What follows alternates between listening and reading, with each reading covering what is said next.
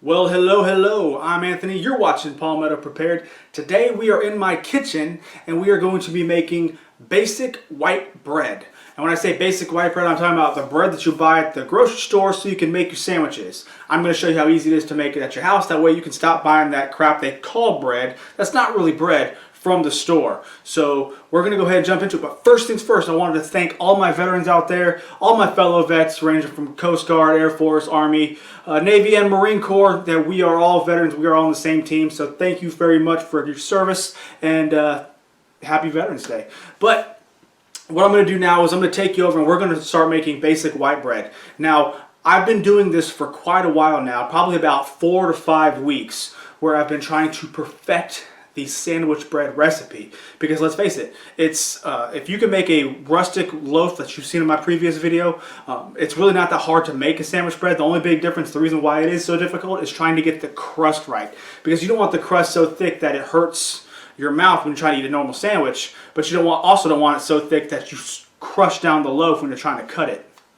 So that's why making sure you get the crust right and the proportion right so the bread is actually soft is so difficult and it's so hard to do. And like I said, I probably made 25 loaves to try to get this right, and I finally got my ratio down. So we're going to go over to the table and I'm going to show you how to do this, but I'm going to show you how to do it step by step, like to where you can see I'm not pulling my punches and I'm being completely transparent. I want you to see from start to finish exactly how easy this is, because I really want someone who's watching this video to really have the courage to try it themselves, because it's not hard at all. And surprisingly enough, the reason why the bread has all been in the superstore or supermarkets is because people forgot how to do it. So this used to be something that your great-grandparents and grandparents used to do at their house all the time, but through the course of machinery and modern technology, we forgot how to do it. So I'm going to bring it back and I'm going to show you how to do it. So let's go to the table. First, you got to get your materials together. So what are you going to use to make your homemade bread? And it's really simple. One thing I have hit, and I've learned the hard way, was using volume. So do not go by volume. That means cups, with sifted flour. The results will be all over the place because different types of flour are going to settle differently. I don't care if you sift them or not. The most crucial ingredient for me has been changing from volume to grams, like the rest of the world does. This is one of those things where I definitely think that everybody needs to get on board. If you want to learn how to bake, you need to learn how to do grams. So first thing you're going to need is a scale, quality scale, Taylor scale. I think I got it from my Target or something. I know it wasn't too expensive, but get you a scale. You're also going to need something to mix your bread in. I like to use a dough scraper just because it gets into a lot of those places around the bowl. That way I get everything out of here. You'll see what I'm talking about.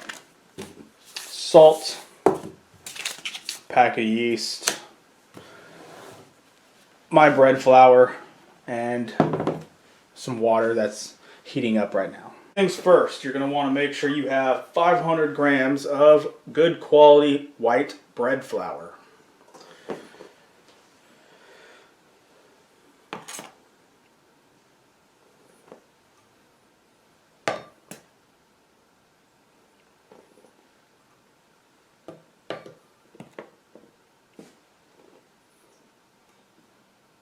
Too much.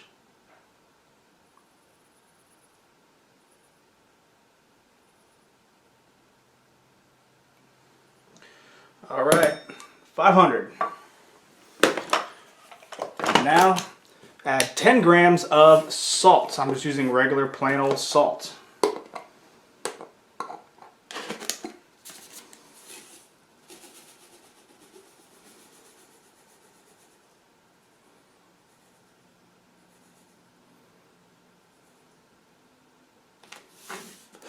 All right. Now your packet of yeast.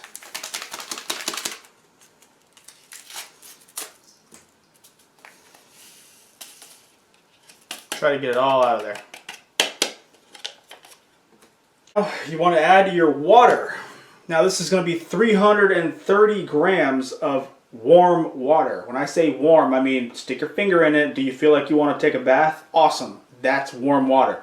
Don't go too hot now, because if you go to about, 140, the yeast don't like that. They might die. So let's try to stick with under 140, but we got to be above room temperature because it makes them work faster. So yeah, nice little warm water. So cool. Now we mix, and for sake of transparency, that's why I'm not going to stop this camera. I want you to see everything that I do. Actually, you know what? Before I do that, I'm going to be right back. I got to go get the egg timer. Before I get started, I have an egg timer. For full transparency, I'm going to leave this on the entire way through. That way you can see I'm not trying any tomfoolery on you, and I'm not trying to, mess you up and make a mistake. All I'm trying to do is show you how easy it is to do this. So I'm going to set this for about 12 minutes. That's going to allow me 2 minutes to mix it, and then the rest of the time to knead it. And I'm going to show you everything right now. So boom, about 12 minutes. Let's see if that's still on the frame. Cool. All right, here we go.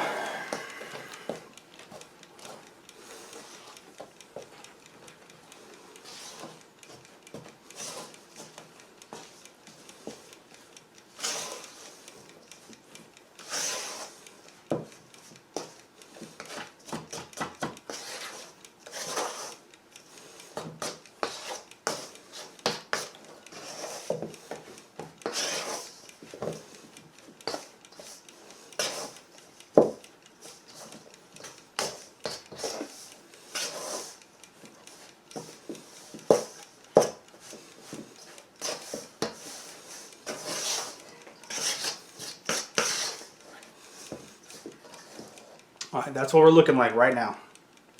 Nothing's really come together yet. Now, I'm going to put it down on a clean surface.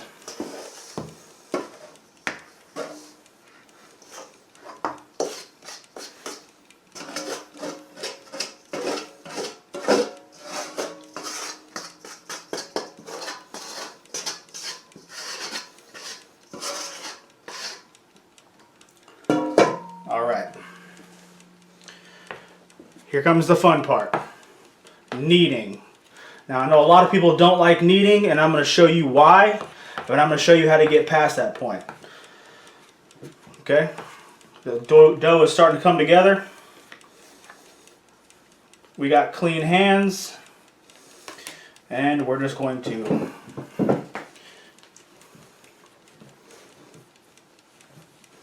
mix it together. You're going to feel it become uniform here soon. And I'll try to not breathe so heavy because I'm, a fat guy.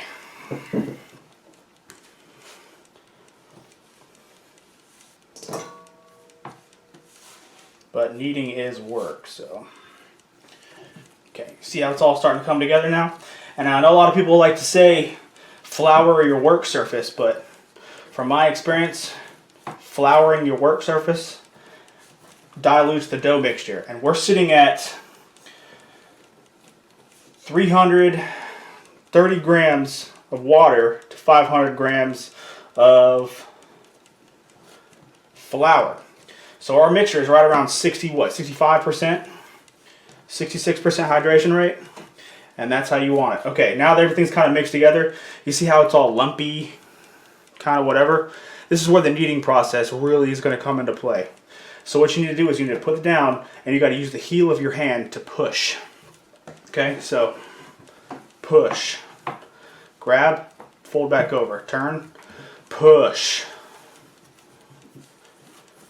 You're stretching that gluten out. Because you see right now, the dough doesn't want to hold together. It's really sticky, really nasty, and it's tearing apart. So when you stretch it and work it, really should have done some on a more stable table. My dining room table is apparently not stable, but you stretch it and work it, and the gluten starts to become uniform. I normally do this on my counter, but I couldn't get a good camera view, so I'm having to do it on the table. See how it busted apart there? And by the way, just in case you're wondering, if you ever seem to get a little too messy and say you're a little too hard-handed and you can't really figure out how to get everything situated, use your dough scraper. Keeps everything nice and tight. Okay? So.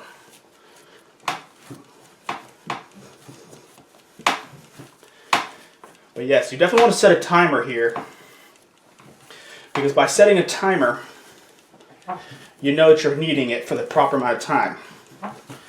Okay?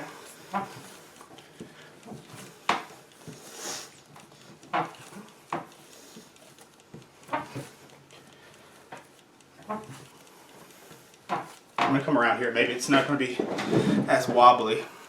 There we go.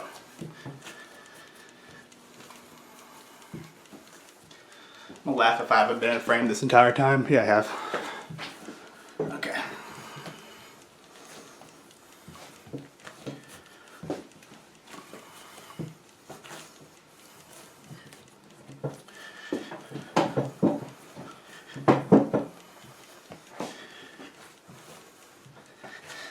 Alright, now I'm starting to feel that change.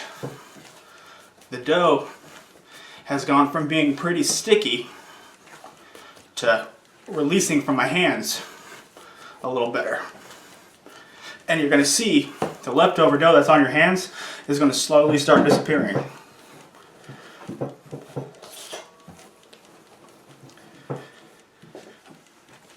You see how it's getting a little bit more elastic? It's the way you want it. So, what, 5 minutes to go?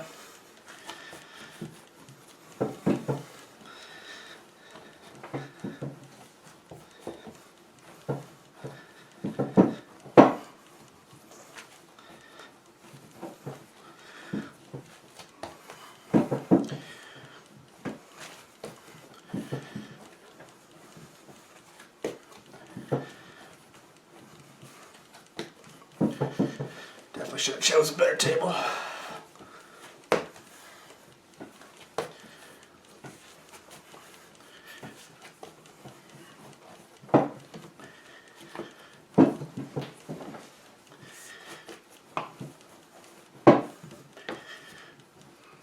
Come back around as I'm pushing the table. See that stretch? Stretch. Stretch. Stretch, fold. Stretch and fold.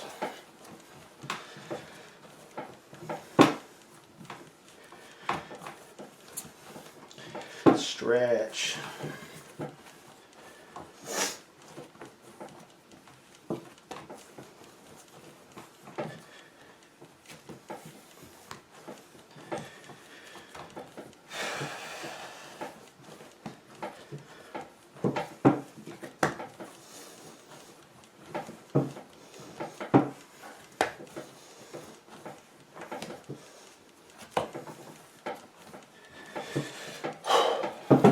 Yes, this is a workout, especially when you have a slightly bad back and you're bending over to a dining room table. All right, you see we're not quite ready yet because it snapped.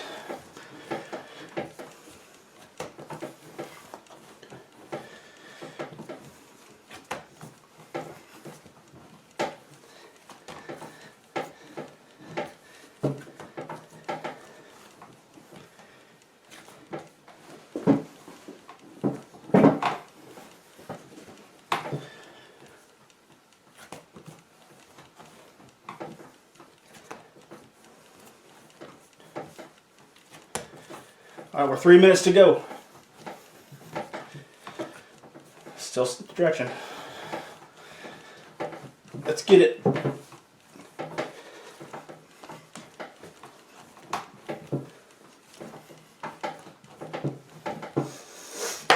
Now here, I'm gonna try to get all the rest of the stuff out. All the extra flour bits that's stuck inside the bowl. That way we're not messing with our ratio too bad.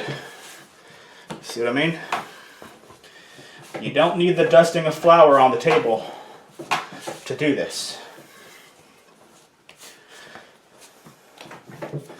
Stretch, go. Stretch. Go.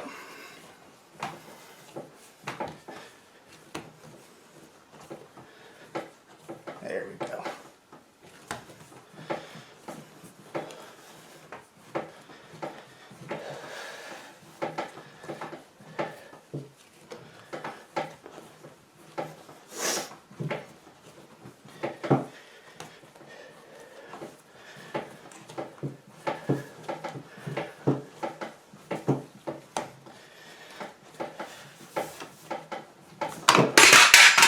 Of course I punched the timer off. Okay, I think that's all like, what, 2 minutes left? So we're gonna go for about 2 more minutes.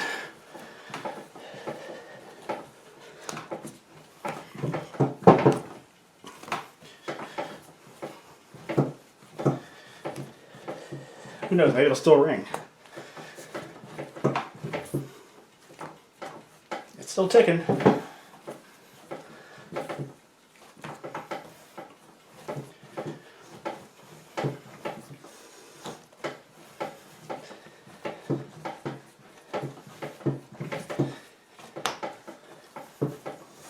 All right, you see that stretch? That elasticity? That's what you want.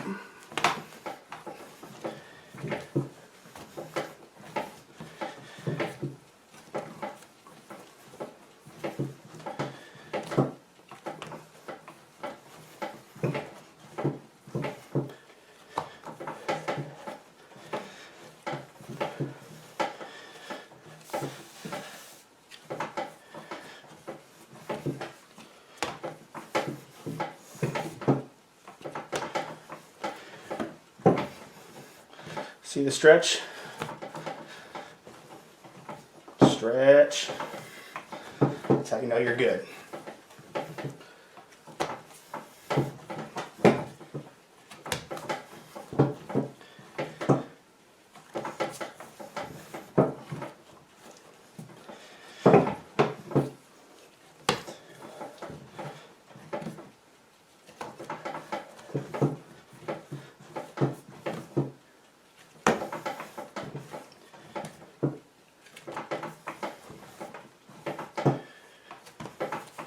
All right, I think we're good to go.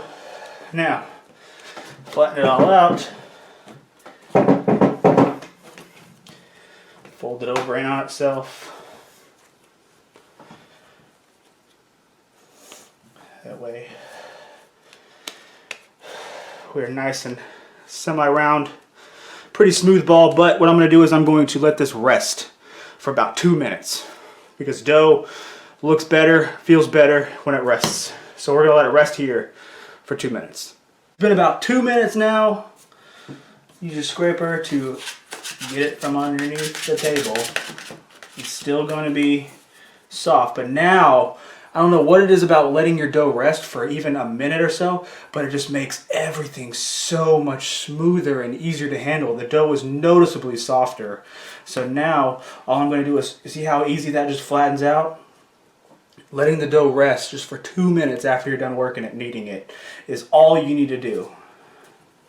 So you just take it, flatten it back out a little bit, stretch it,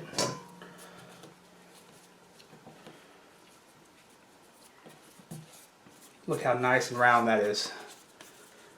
Nice round ball of goodness. You take your clumpy end and you just place it in the same bowl. Don't even worry about oiling it at this point because you're going to use your scraper to get it out. So you just place it down in there like that and cover the whole bowl with a towel. Now you're going to leave it like this for about 1.5 hours to 2 hours. It should increase in size dramatically, and I'll come back and show you what I mean in about 1.5 hours to 2 hours. It's been about 1 hour and 45 minutes. I figured I'd just split the difference, and let's see where we are. Ah, fantastical. It's risen, it has risen, and we're good to go. Now, this is the only time you're going to want to use flour. You're going to want to dust lightly where you're going to put it. All right? And we are going to use the curved edge here. curved edge here, and we are going to gently scrape it out of the bowl.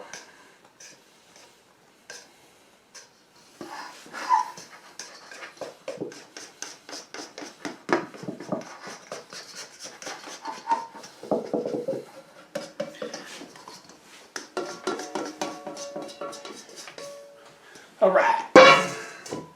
Now, since you have a flour surface, it can spread around, move around. It's still sticky right here. That's what you want. Okay, now what we're going to do is we are going to, this is the proofing stage. And I forgot one thing, so hang on, I'll be right back. I forgot this, the bread tin. So what you're going to want to do is you're going to want to punch this down like so. Let me see if I can adjust the camera. That way you can see what I'm doing. Okay. Punch this down like so. Okay. All right. Now, spread the bottom side about the same width as your pan, your tin. This is a standard loaf tin, which I've greased with olive oil. Okay. Now, you're going to want to stretch out right here and fold over. Like you're trying to wrap up a little baby. Remember, the same width here, okay? We got the same width. I learned this with Bake with Jack. The guy's awesome. Same width. Start with the top. If it sticks, add more flour underneath it. Start with the top. Pull, fold. Pull, fold. And all you're doing is just rolling it up. Just like that. Now, same width. Seam on the bottom, drop it down in there. Congratulations, you're ready to proof. Proofing is really easy. All you do is leave it in this pan like this. Same thing as with the rise. The more you proof it, the more it's going to rise up. When it gets to right about here, you're ready to bake. So I'm going to cover this again with a towel. Wait another probably hour and a half till it gets to that point. It's good to wait with this because guess what? You're using yeast. What is yeast doing? Yeast is breaking down that flour for you so you don't have to in your stomach. You're going to be able to use all the nutrients. It's just like fermenting food. You're fermenting your grains. That way your body can absorb all the nutrients. So, like I said, you put everything in there, cover it up, and now it's just a waiting game, about an hour, hour and a half. You should be getting ready to go to bake. So I'll come back with you when we're ready.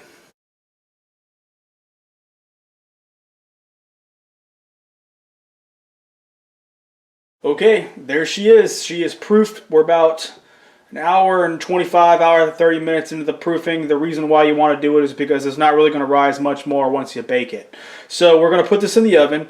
You've already seen the other pan I had that I filled with water that I put in there as I was preheating. That's going to be to steam the crust. When the crust gets steamed, you're not going to get that super thick crust that's hard to eat. That's what makes it, sandwich bread. That's kind of one of the most important parts to make sure that the crust doesn't get too thick. But you're going to put this in the oven at 375 for about 40 minutes. At 40 minutes, you're going to pull it out and you're going to thump on it to see if it sounds hollow. If it sounds hollow, you're done. So let's go ahead and bake it. There we go.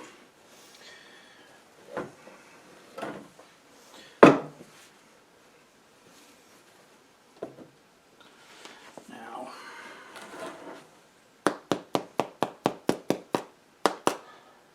the side, that's that dull thud that's not ready in the middle. Hollow, done. We're good to go.